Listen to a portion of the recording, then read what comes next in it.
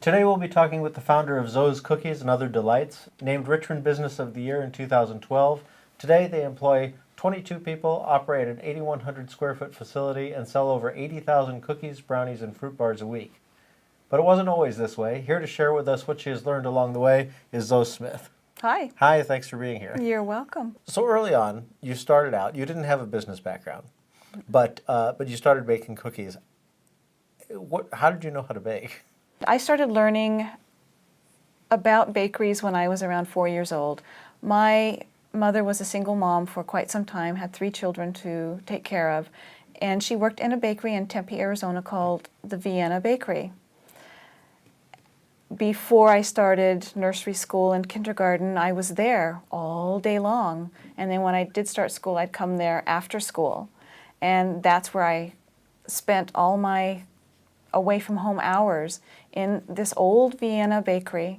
So when I was looking for a way to take care of my daughter and not have to go back to my old job, it was a natural thing for me to just go, oh, I'll just sell cookies.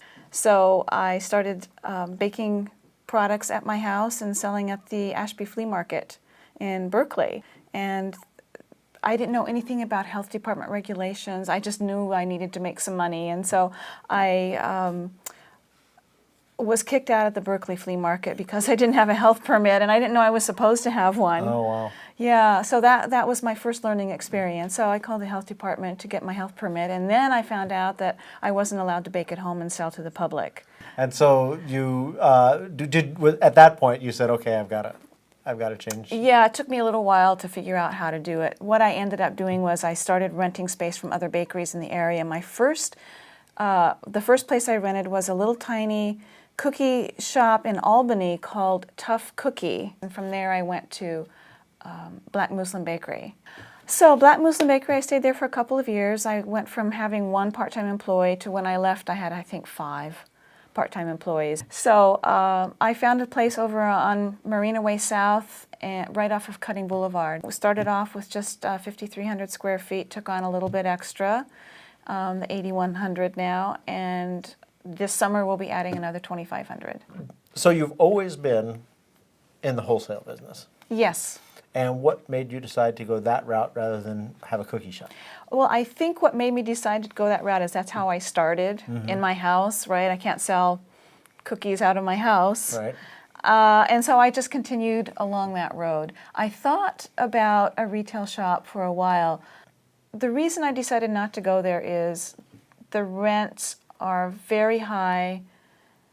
A shop like that is dependent on foot traffic. Because I started out learning the business through wholesale, I just continued on with that. Okay. It just was a natural thing. Yeah, it felt natural to me. I felt like I had more control because customers were my responsibility to find. And so I could go out and find my customers rather than waiting for them to find me. So how have your goals changed over the years? You know, when you first started out, what were you expecting of your company? What were you saying, wow, if I could make it, I'd do this?